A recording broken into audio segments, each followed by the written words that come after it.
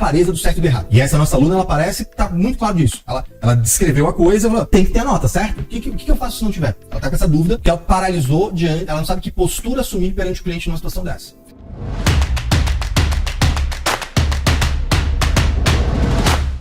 Andressa mandou aqui. Caio, permuta de unidade imobiliária com serviço ou material. Deve ser exigido nota fiscal do prestador ou fornecedor, correto?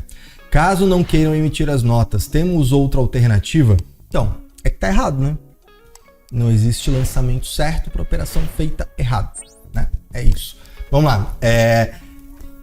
Primeiro de tudo, não é uma permuta. Tecnicamente falando, isso não é uma permuta para tratamento tributário. Tá? Por quê? Porque a legislação tributária expressamente prevê tratamento diferenciado para permuta de imóveis, ou seja, escritura de permuta em que você troca um imóvel por outro imóvel. Tendo ou não torna, tendo ou não volta em dinheiro, mas isso é tratado de forma diferenciada como permuta na legislação tributária. Isso que você está fazendo é de fato uma troca, né? E portanto é de fato uma permuta, né? Trocar um imóvel por um monte de tijolo. Sim, ok. Né? É uma troca, é uma permuta no sentido amplo, mas no sentido estrito para tratamento tributário diferenciado, não. Tá? Então é como se, e é assim que vai ficar no final das contas a escritura depois, né? É como se você vendesse o imóvel e recebesse como forma de pagamento o material. É como se você vendesse o imóvel e como forma de pagamento você recebesse o serviço. E olhando do outro lado a mesma coisa. É como se você vendesse o material e recebesse como forma de pagamento o imóvel. Ou ainda, como se você prestasse o serviço e você recebesse como forma de pagamento o imóvel. Tá? Então vai ser tratado contabilmente e tributariamente dessa forma. Por isso que tem que ter a emissão da nota fiscal do material. Por isso que tem que ter a emissão da nota fiscal do serviço. Porque isso, assim como você também vai fazer o contrato de compra e venda e vai ter depois uma escritura de compra e venda, vai ter a transferência no registro de imóveis como compra e venda e não como permuta, tá bom? Então é isso que vai acontecer. Ah, Caio, mas eles não querem emitir a nota. Pois é, eu também não quero pagar imposto, eu também não quero, sei lá, comer salada, eu também não... Mas é isso, vida de adulto é fazer aquilo que é necessário e não só aquilo que você quer. Ponto. Ah, Caio, eu aconselhei o meu cliente que tem que ter, mas ele não vai cobrar a nota porque senão não fecha o negócio. Ah, é uma escolha dele. O que você como contador tem que fazer? Você tem que orientar o certo. Você tem que ter muita clareza. Isso aqui é importante, galera. Presta atenção nisso aqui. Tem que ter muita clareza do certo e do errado. E essa nossa aluna, ela parece que tá muito claro disso. Ela descreveu a coisa e falou, tem que ter a nota, certo? O que eu faço se não tiver? Ela tá com essa dúvida que ela paralisou diante, ela não sabe que postura assumir perante o cliente numa situação dessa. Então a primeira coisa é que você tem que ter muito claro o que é o certo e o que é o errado. É errado não emitir a nota. Ponto. Não é meia palavra. Ah, não, porque o ideal é que... Não tem que ter meia palavra. É certo e é errado. Ponto. A gente não tem que ter medo de dizer que as coisas estão erradas. Assim como a gente não tem que ter medo de dizer o que é o certo. A gente não pode se acovardar diante daquilo que é o certo e errado e afirmar. É isso aqui que é para ser feito.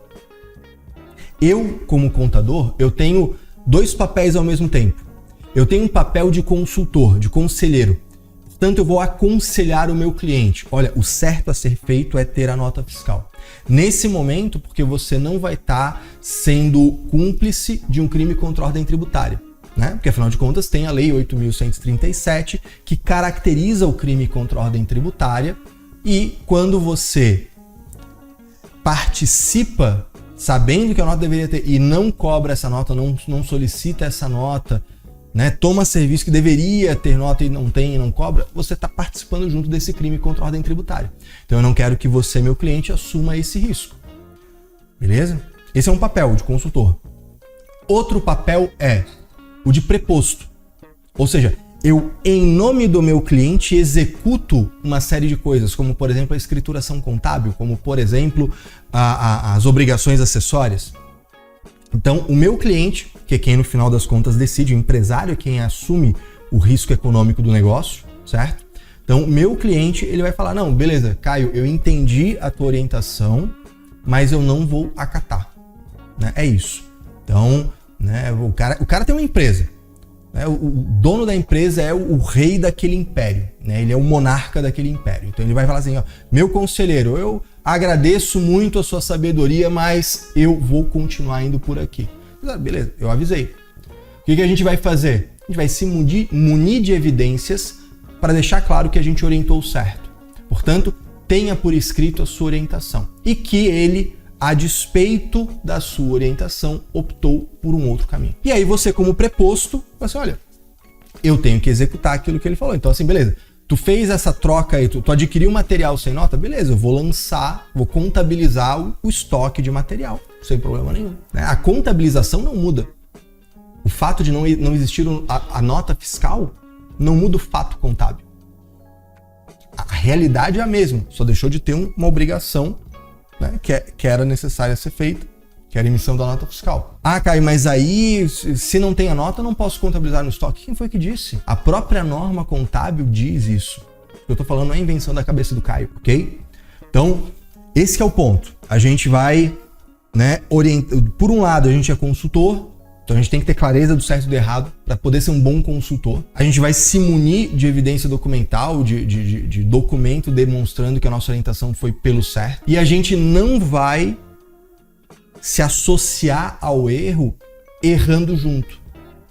Se tem, beleza, ele vai fazer sem nota, ok, a escolha dele, é o risco dele. Mas eu vou contabilizar. E eu, como contador, como profissional da área contábil, com CRC, responsável técnico por aquela escrituração, vou contabilizar da forma correta, tendo ele nota ou não. Beleza? Essa que é a grande questão. Esse é o posicionamento. Ah, Caio, mas todo cliente... Nem todo. Tá? Eu sei que muito cliente quer fazer coisa errada, mas não é tudo que ele quer fazer errado. E não é sempre que ele quer fazer errado. Tem gente que faz mais coisa errada, gente que faz menos coisa errada. Tem gente que é mais Caxias realmente, que é mais certinho, quer fazer as coisas direito. E tem gente que uma coisa ou outra dá uma errada ali, putz, não deu. E tem o cara que é carne de pescoço que faz tudo errado. Você tem que ter essa hierarquia, inclusive, para olhar os teus clientes.